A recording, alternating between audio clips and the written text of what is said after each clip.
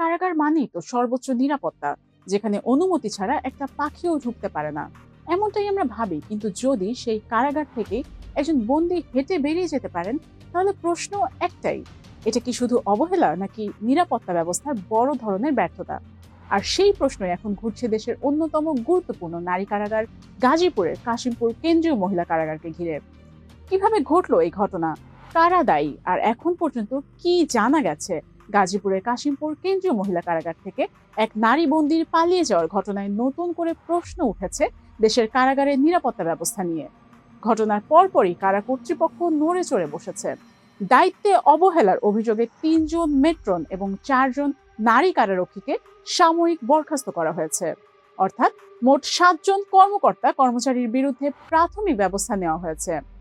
কারা অধিদপ্তরের সহকারী মহাপরিদর্শক ও মুখপাত্র জান্নাতুল ফরহাদ গণমাধ্যমকে জানিয়েছেন, ঘটনাটি অত্যন্ত গুরুত্বের সঙ্গে তদন্ত করা হচ্ছে। পাশাপাশি পলাতক বন্দীকে গ্রেপ্তারে পুলিশ, র্যাব সহ আইন শৃঙ্খলা বাহিনীর অভিযানও চলছে। এখন প্রশ্ন হলো, ঘটনাটা আসলে কিভাবে ঘটলো?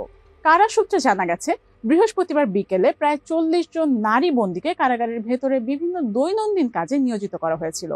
কারাগারের ভেতরে পরিষ্কার পরিচ্ছন্নতা, বাগান পরিচর্যা কিংবা অন্যান্য নিয়মিত কাজের জন্য অনেক সময় বন্দীদের ব্যবহার করা হয়। তবে এসব কাজের সময়ও তাদের উপর সার্বক্ষণিক নজরদারি থাকার কথা। কিন্তু অভিযোগ উঠেছে, সেই তদারকিতেই ছিল বড় ধরনের ঘাটতি। এই সুযোগেই ২১ বছর বয়সী এক নারী বন্দী রিম্পা নজরদারির ফাঁক গলে পালিয়ে যান। পরে বন্দীদের গণনা করার সময় বিষয়টি ধরা পড়ে। এরপরই কারাগারের ভেতরে শুরু হয় তল্লাশি। কিন্তু রিম্পার কোনো খোঁজ না মেলায় পুরো ঘটনাটি ঊর্ধ্বতন কর্তৃপক্ষকে জানানো হয়। পরে আশেপাশের এলাকায় সতর্কতা জারি করা হয় এবং আইন শৃঙ্খলা বাহিনীকে বিষয়টি জানানো হয়। জানা গেছে, রিম্পা ঢাকার ধানমন্ডি থানার ভ্রাম্যমাণ আদালতের মাধ্যমে ৩ মাসের কারাদণ্ড পেয়েছিলেন। তিনি দীর্ঘমেয়াদী কোনো দণ্ডপ্রাপ্ত বা মৃত্যুদণ্ডপ্রাপ্ত আসামি ছিলেন না। তবে শাস্তির মেয়াদ কম হলেও কারাগার থেকে পালিয়ে যাওয়া আইনগতভাবে অত্যন্ত গুরুতর অপরাধ। এ ধরনের ঘটনা শুধু একজন নারী বন্দী পালিয়ে যাওয়ার বিষয় নয়, এটি পুরো কারা ব্যবস্থার নিরাপত্তা, নজরদারি এবং দায়িত্ব পালনের মান নিয়ে বড় প্রশ্ন তৈরি করে। কারা বিশেষজ্ঞদের মতে, সাধারণত কারাগারে বন্দীদের প্রতিটি চলাচল নির্দিষ্ট নিয়ম অনুযায়ী হয়।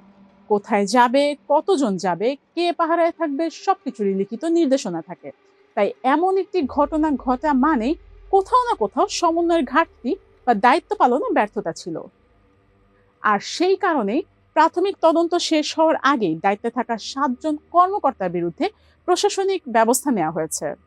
তবে এখানে এই বিষয়টি শেষ নয়। কারা অধিদপ্তর জানিয়েছে, ঘটনার প্রকৃত কারণ জানতে একটি বিভাগীয় তদন্ত চলছে। তদন্তে যদি আরও কারো অবহেলা বা গাফিলতির প্রমাণ পাওয়া যায়, তাহলে তাদের বিরুদ্ধেও আইনগত ও বিভাগীয় ব্যবস্থা নেওয়া হবে। এদিকে পলাতক বন্দী রিম্পাকে গ্রেফতারের জন্য বিভিন্ন জেলায় সতর্ক বার্তা পাঠানো হয়েছে।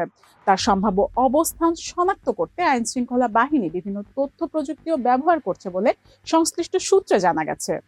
বাংলাদেশের কারাগারগুলোতে অতীতেও বিচ্ছিন্নভাবে পালানোর ঘটনা ঘটেছে।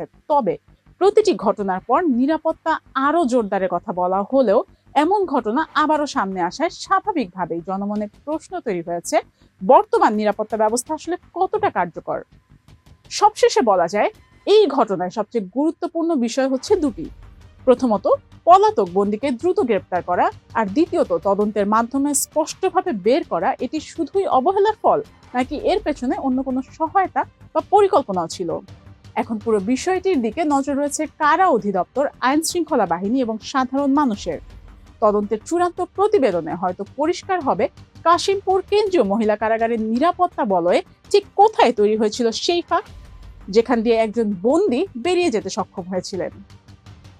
এই ঘটনায় নতুন কোনো তথ্য বা তদন্তে গুরুত্বপূর্ণ অগ্রগতির সামনে এলে সেটিও জানানো হবে। আফরিন প্রিয়া, টাইমস 24।